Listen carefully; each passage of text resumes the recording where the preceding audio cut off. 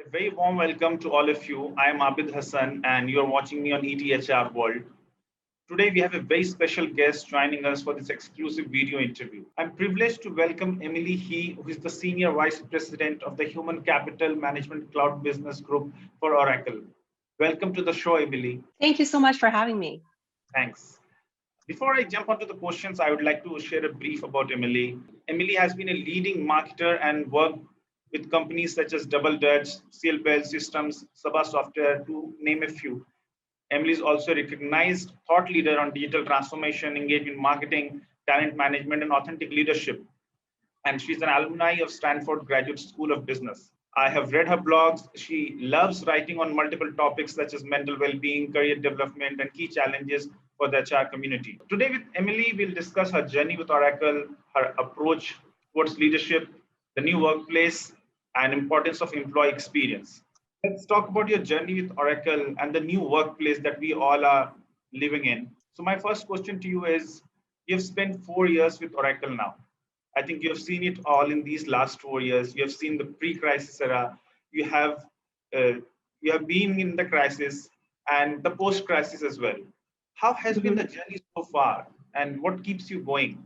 It's been fantastic. I really enjoyed my experience at Oracle. Oracle, as you know, is the innovation powerhouse. We're very focused on technology innovation. That's something that's very exciting for me to see. The other thing is we have a great connection with our customers. And last year, this has become even more important because all our HR organizations, the customers we're working with, they're going through a very unusual year. And we took the opportunity to support them through the crisis, support them through the pivoting in different business directions for transformation. So it's been great to work with our customers. Last year in particular has been a really unusual year, but in some ways it's been great for our business because HR has been pushed to the forefront and they're being sandwiched between the employees and the organizations. They have to support both the business in making changes, whether it's changing business models or in some cases hiring really fast, or in some industries, they had to make really tough decisions on their workforce. And in the meantime, they need to support their employees. As you mentioned before, employees are experiencing mental health issues as they work remotely, so they need a lot more support than before. And the other thing we've seen from our customers is this has accelerated our customers' adoption of the cloud. So there's more sense of urgency to move their business processes to the cloud. And we're seeing a lot of momentum from our customers as well. The thing that keeps me going in particular at Oracle is in the last year is I think working remotely has given us a new window to get to know our teams better. Right now, although I wish I could see my team in person, but when they're on video like us right now on Zoom, and we're working together, I get to know their kids, I get to know their pets. So there's this a very unusual way of connecting with their team, and in some ways, it's deepened our relationship. Yeah, that's a very good point you raised. Even in this crisis, there are a few positive things, and one of the things that you mentioned about now you know their kids, now you know their family. My next question to you, Emily, I think most of us will agree that post this crisis, organizations have shifted to a new workplace. I would like to know from your company's point of view, if you can mention, what are the 3 things that have changed in Oracle from this year? From a workplace point of view, the one thing is, I would mention 3 things like you mentioned. The first one is Oracle really took the opportunity of employees working remotely to mature our digital processes. And this is in everything we do. So all the way from how we close our books, our financial processes, our HR processes, the way we engage with our customer, the way we do marketing, everything has become 100% virtual, if not more. So we really took the time to mature our digital processes. This has already happened before, but for example, I'm in marketing and all the events we did this year are virtual. Before, 80% of the events we did were in person with our customers, right? So this is a great opportunity for us to explore new ways to engage with our customers in a digital fashion. The other thing as a company we've done is we've diversified geographically. During the pandemic, many employees have decided to move to a different location to stay closer to their family, where they want to take the opportunity, since they're working from home, they need more room to go to another location that's more affordable. So as an employer, we're thinking through how we can support employees in this new environment. We used to have offices in all the metropolitan areas, and now we're setting up more offices in cities where people actually want to live. So that's a big shift as well. The other thing that we have focused a lot on is supporting the employees through this transition to remote work, as well as help them weather through the pandemic. As you know, we've always talked about work-life integration, but in the last year, it's really come true. People are working from home. They are working with their kids on their laps, and they're working with their pets, their dogs bark in the background. And this has posed a lot of challenges for our employees. They need help in setting up home offices. Some employees have parents who have had illness, and they need to take care of their parents. They have kids who are schooling from home, so they really need to provide support as well. So as a company, we've redesigned our employee benefits to be more employee friendly, and we want to offer extended family leave for mental health support to help all our employees globally weather through the storm. So thanks a lot for sharing your thoughts. So you've redesigned the employee benefits and everything.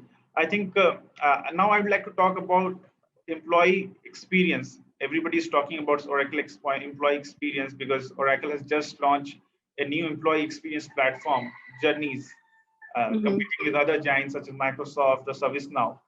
So with employee experience becoming more relevant and significant at this point of time, what are the key areas for HR functions to improve the employee experience? What do you think? Employee experience is always something that HR has been focusing on, but over the years, the focus of employee experience has evolved. Before, a few years ago, we talked a lot about moving HR processes to mobile devices because that's how employees want to work.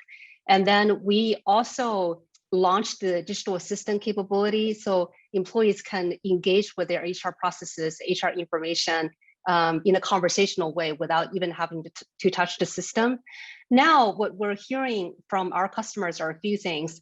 The first one is employees are overwhelmed with too many tools, whether it's Zoom and Slack, Microsoft Teams. They have too many sources of information. There are too many workflows to navigate, and there's so many things they have to touch to support all aspects of their work, various systems and things like that. The other thing, and this is something that's really prominent in the last year, the only constant in the past year has been change. And HR had to pivot almost overnight to support their employees working from home. They had to make a lot of changes. So for example, early on when the pandemic first started, we heard from our customer that their main concern is to maintain the health and safety for their employees. So we launched a new module to help our customers do that. Then it evolved to employees want to take the opportunity to learn. So they want to implement a learning module, and they also want learning resources. Then employees were asking for help around mental health. And now more companies are thinking about returning to the workplace. So they need to implement processes around COVID testing, where maybe documenting people's vaccination. So all these changes need to happen really quickly. And what HR teams are asking from Oracle is the ability to create and launch these new experiences quickly to the employees to adjust to the new market situation. The other thing that's happening is now technology is ready to deliver the promise of these personalized journeys and experiences using machine learning and AI technology. So this is why we recently launched Oracle Journeys, is our own employee experience platform. And there are 3 components, and we constructed the 3 components based on what the customers are asking for. The first one is what we call the Journeys Launchpad. So this is a central destination where employees can go to they can see everything related to their work experience, whether it's personal, like I'm having a baby, what do I need to do to be able to log my leave and get all the benefits? It could be something professional. I'm trying to grow my career. So what are the steps I need to take? It could be something operational. The fiscal year starting, I need to do business planning. So what is the planning process that I need to go through? Or it could be something administrative. For example, I may be asking for medical leave. So what process do I need to go through? Now employees can come to this one place where they can see all the experiences available to them. They can explore experiences and pick the ones they want. Or if they go to My Journeys, they will see the experience that have been assigned to them and go through these tasks quickly. The other thing we have launched is something we call the Journeys Creator. So going back to what I said about the HR team, they want the ability to create and tailor experiences for their employees based on the new market condition quickly. And using Journeys Creator, they will be able to create new journeys and launch it to employees very quickly. Emily, there's this second wave of COVID-19 is coming in some parts of the world, maybe it's US, Brazil, India as well. As a leader, are you ready for any more changes that may impact with this second wave? As a leader, what do you think? I think if last year taught us anything, is people are agile and employers, organizations are incredibly agile. I think last year, the one thing we've learned is to adapt quickly. Right now, organizations we are talking to, they're looking at the current situation and they're ready for anything, right? They could be returning their employees back to the office. They could bring them back home or do a hybrid model. And we have to be ready for anything. And in many ways, that was the inspiration for us to launch Oracle Journeys, because HR needs to adapt to changes quickly, and they need to create these new experiences to guide the employees, whatever the organization decides to do. What change you went through in the last 1.5 years? Oh my God, there are so many changes I've gone through, but in many ways, last year has been a great year for me personally. I have two children. My daughter is 12 years old. She just turned 12. And my son is 15 years old. And this is the age when they usually want to spend more time with their friends, right? So when they used to go to school every day, we barely saw them. And I was so busy, I could never find time to properly have dinner with them. During the last year, they were schooling from home. My husband and I were working from home, and we spent every single day together, having dinner, catching up. So I feel it's a blessing in disguise in some ways. So it really allowed us to build closer family relationship. The other thing is it gave us, gave me personally the time to reflect on where I am with life and how I can better take care of myself and my family. What are the goals beyond professional? What are my health related goals? What are my community related goals? What are my family related goals? So I took the opportunity to reflect. The other thing for me professionally is, I think last year was a lesson in empathy and humanity as a manager. And when we manage employees, we always talk about the importance of bringing humanity to the workplace. But last year was such an unusual year. We really had to, as leaders, bring that sense of humanity and empathy to our employees, understand their family situation, try to tailor their work situation to adjust to the ever-changing environment. And that has allowed me to have a much stronger relationship with my team. And in some ways, it really deepened our bond. I hope you have achieved all your goals, Emily. If not, then you will achieve it very soon. You mentioned Thank changes. you. You mentioned changes are constant. I think there's one more thing. Learning is something that is also constant. You need to learn, whatever the situation is, and especially in this time of crisis. So in the current global context, where do you see learning and development coming into employee career roadmap and employee experience? I think learning is such an important topic. And last year, this is one of the top needs we heard from employees. So many organizations came to us and said, we want to implement your learning module because our employees are asking, since they're working remotely, they want to take the opportunity to upskill themselves and do continuous professional development. The other thing that's happening in the market is because now the employees are going to different geographies. And if you look at across the world, some industries have been decimated, like airline and hotel, hospitality, but some industries are growing really fast. For example, online retail or healthcare. And what happened during the pandemic is people had to look for jobs in new industries, or in some cases, they were deployed to new industries or new positions. And this is where skills have become very important. So this idea of deeply understanding your skills and how to apply that across industries, and also identify skill gaps and help employees cultivate new skills or upskill themselves so they can become more marketable. At Oracle, our perspective on learning is learning needs to be embedded in the flow of work. So learning is not just I take a course or I go through a certification. It's much more than that. And it needs to be deeply embedded in everything you do from an HR perspective and from a talent management perspective. So for Oracle, because we have a system, we are a system of record, and we have deep HR data that includes people's employees' performance data, or their career aspiration, their hobbies in some cases, and we can use that information to tailor your learning path and recommend resources for you.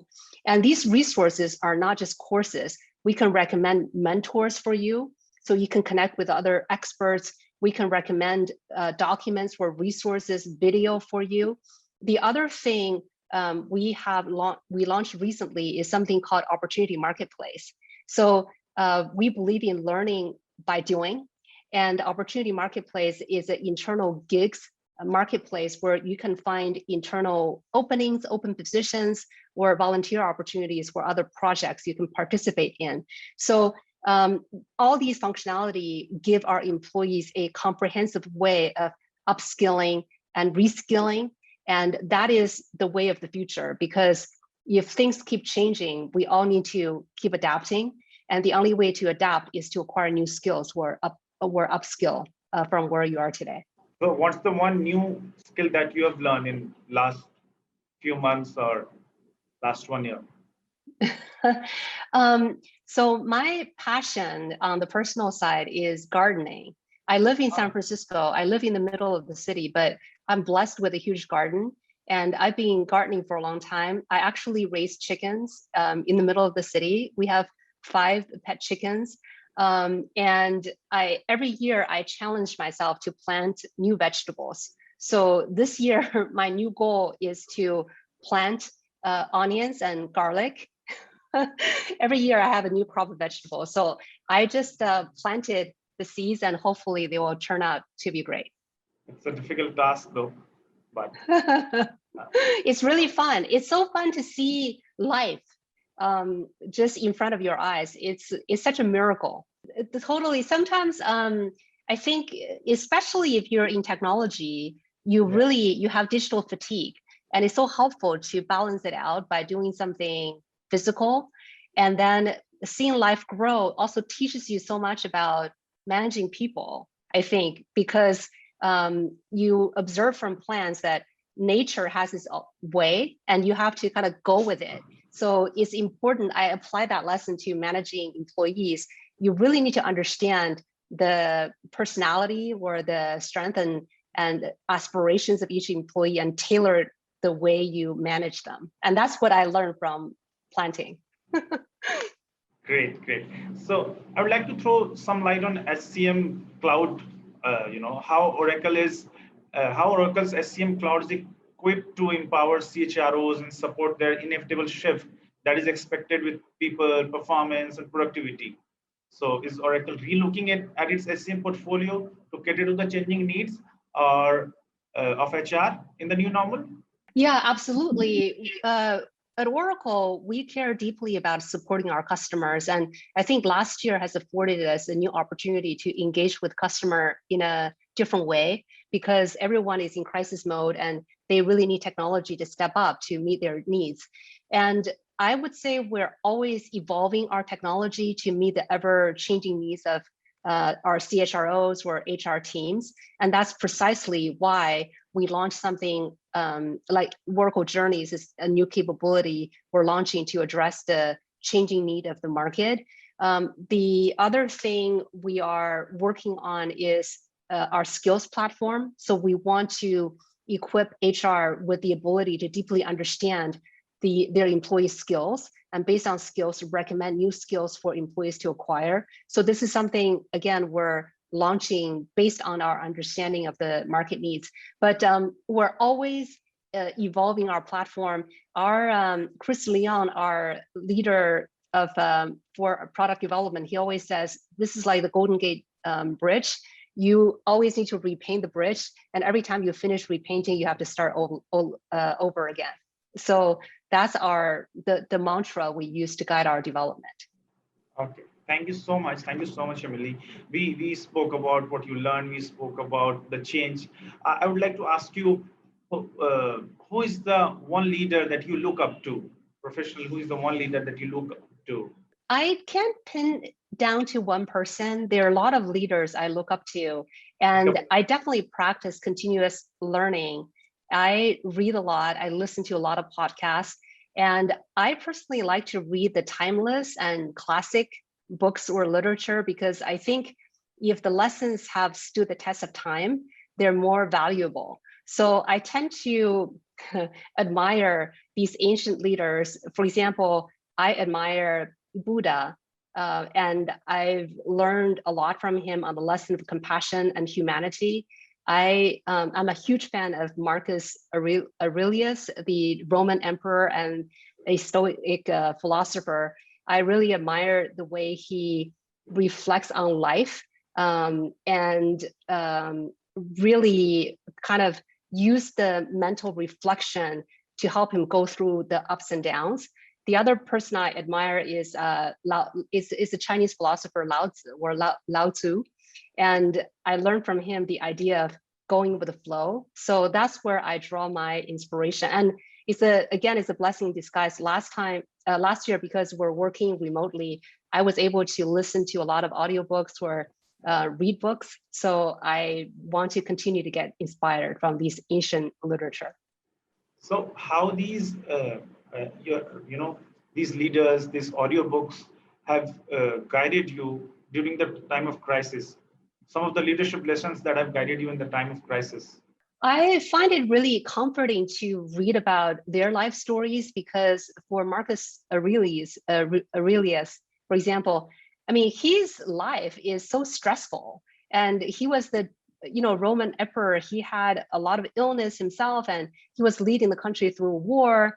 And every day there are just political strifes impacting him. So when I read stories like that, and when I read about his reflection and how he can stay calm during this very turbulent time, it gives me the courage to go through what we're going through. It makes me feel better, because what we're going through is it's bad in that a lot of people have lost their lives and it's wreaked havoc in our economy. But there's a way to deal with that, because such is life. There's nothing we can do about it. We have no option but to deal with the reality and find the most positive way to go on. So there is one more reality I would like to talk about. The gender pay gap. The entire world is talking about it.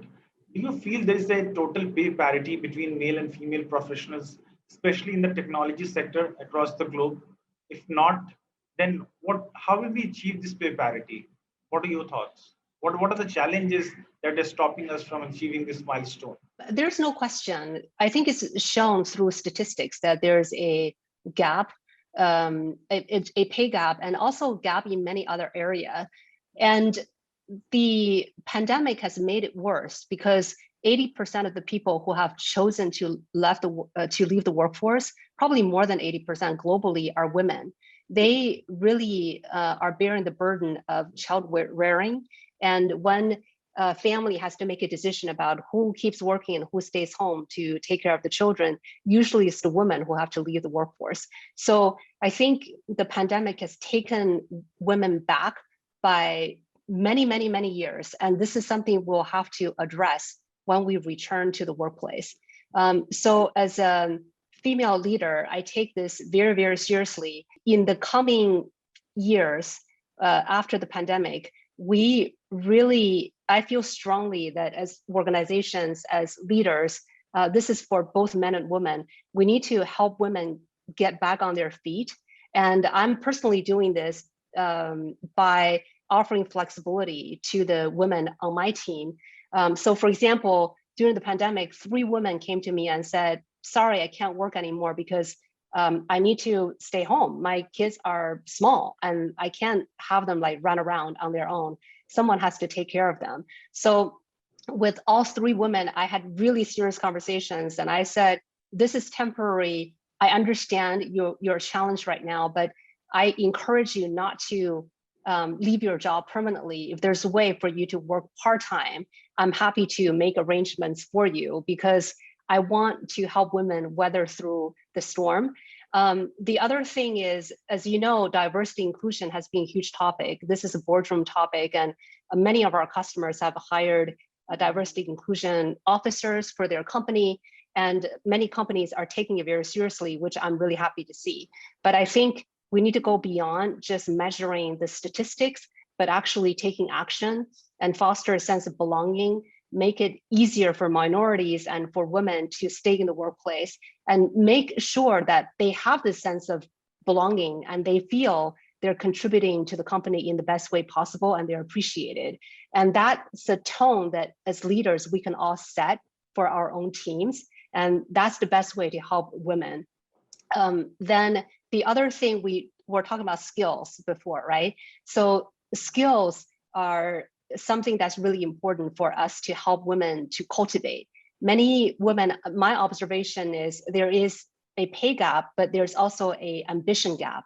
A lot of times women don't see themselves in leadership positions. They feel like they have to be extra prepared before they embark on leadership positions where most of the men, in my experience, they will raise their hands, even though they may not be as qualified. And this is something we can call out for the women we work with and encourage them to bridge that ambition gap and take on these leadership positions. So these are some of the ways we can all collectively help women bridge that gap. Thank you so much, Emily. You mentioned very important points that need to be discussed. We all need to discuss all these points, and in all the organization, I think. You also raised 2 points. One is about female leadership, and the second thing is about working from home. So apart from gender pay gap, apart from diversity and inclusion, there's one more thing that is a very big concern. That is, maintaining or achieving the work-life balance. So working from home and being a woman leader, how do you achieve work-life balance?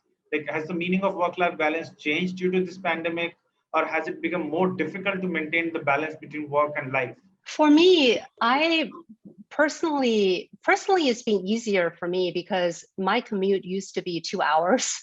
And now I can save the 2 hours and instead spend the 2 hours with my family or, focusing on my health.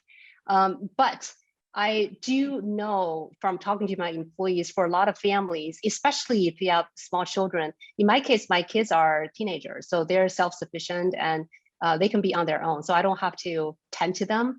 But for a lot of families with smaller children, that's been difficult. So I think the work-life integration, work-life balance has been negatively impacted for many, many families.